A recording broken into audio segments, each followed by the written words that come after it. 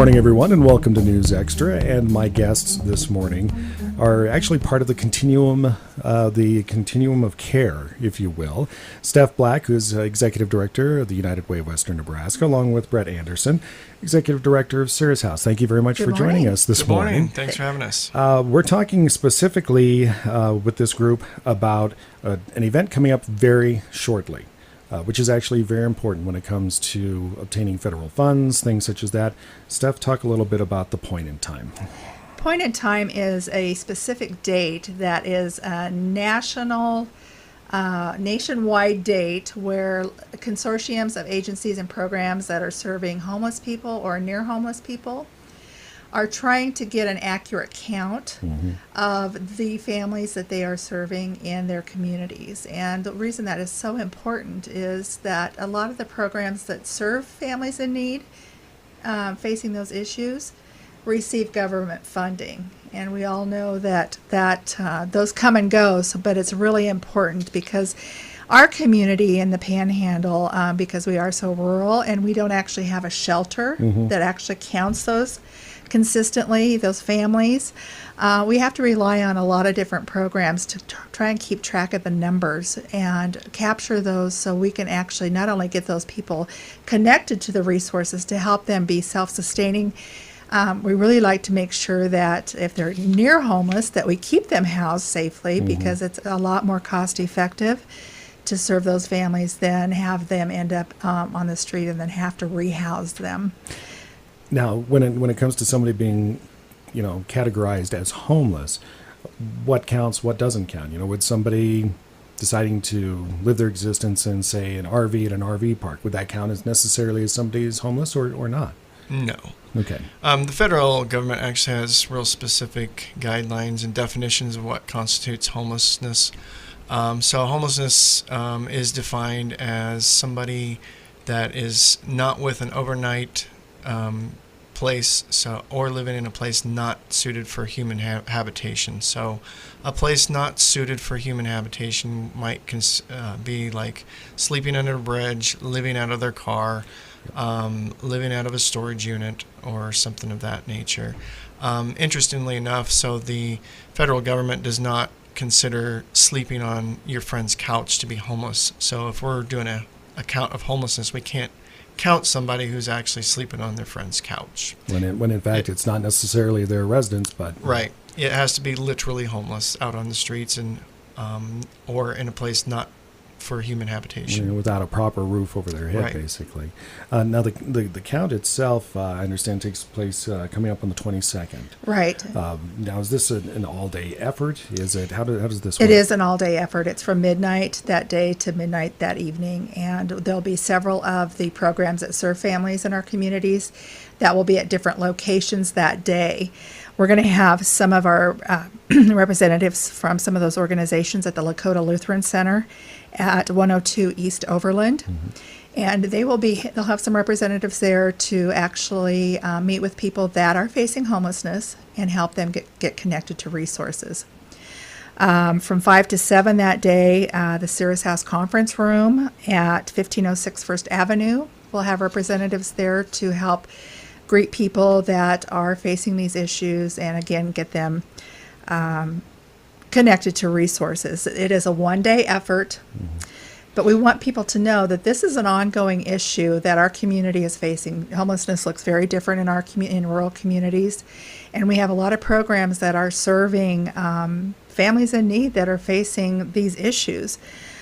We get a lot of calls at United Way because we do raise funds for, right now we're funding actually 3 programs that work with families dealing with homelessness.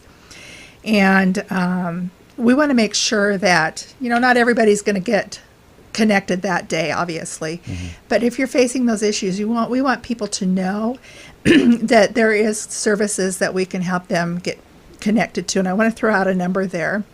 And this is Becky Strauss, and she works with Cirrus House, and her number is 633-1146.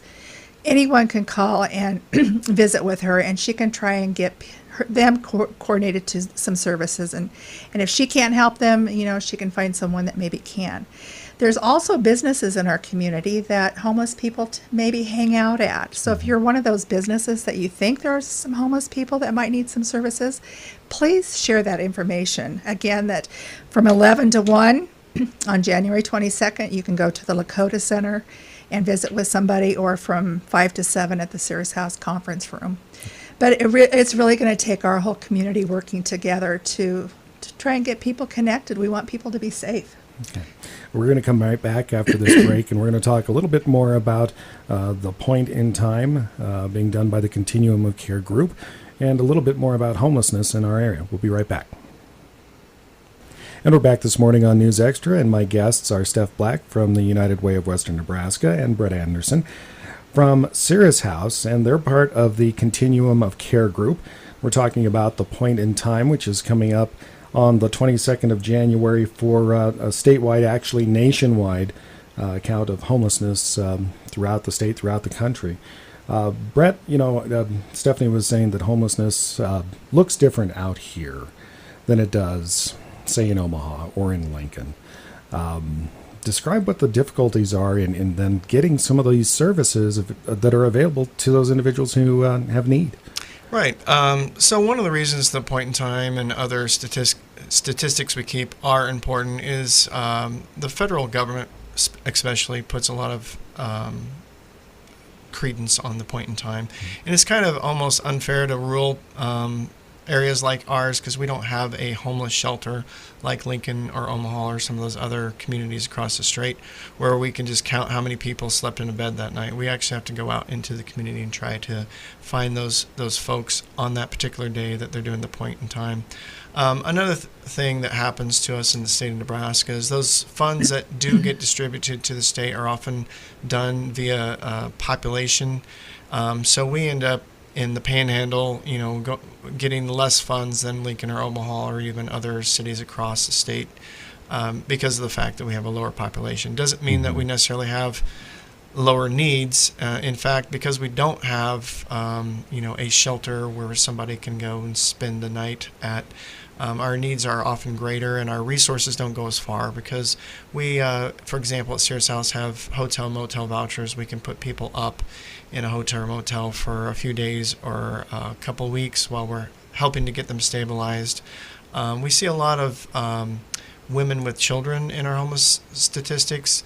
A lot of people who have, lost jobs unexpectedly, gotten laid off, have had, really big medical bills. Oftentimes it comes down to how am I going to, am I going to buy food, or am I going to pay the rent, or am I going to pay these medical bills? I've got creditors calling me. Yeah. So we can help with some of those homeless prevention things and help pay rent for a month or two to keep a person housed.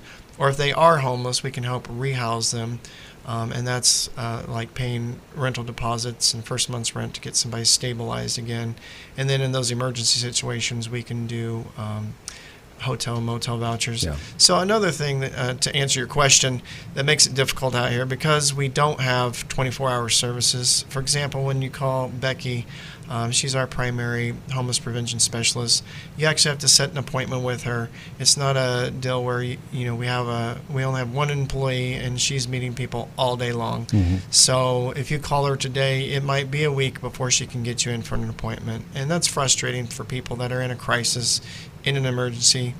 But that goes back to our funding again. It's like, okay, we could put our limited funds more into hiring more people to serve more people at a time, but then we would have less funds to actually serve people. Yeah. So we're always trying to tweak the budget with the best balance of having enough staff to handle the flow of people coming to us, but we also want to try and reserve a majority of our funds for actually serving people. And it's a catch-22, if you will, and that, of course, is why taking part in this count is so important coming up on the 22nd, Steph. Absolutely. So give us some more details. And again, it's not it's not a case where if you're not a member of one of these organizations that does help with the homeless that you can't help out. If you happen to see somebody, say something to somebody about it. I mean, we're asking people, if you're at the hospital, if you're at the library, if you just know, there's a lot of places in town that homeless people do hang out and try and stay warm. And I'm sure those businesses that have people frequent them are aware of that. But please share that information because we really do want to help people get off the streets and get them safe.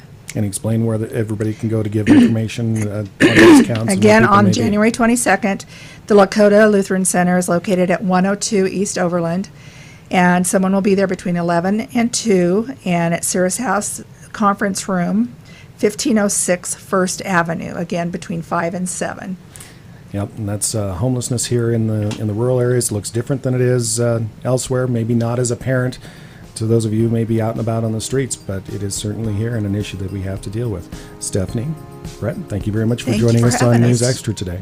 All right, thank you.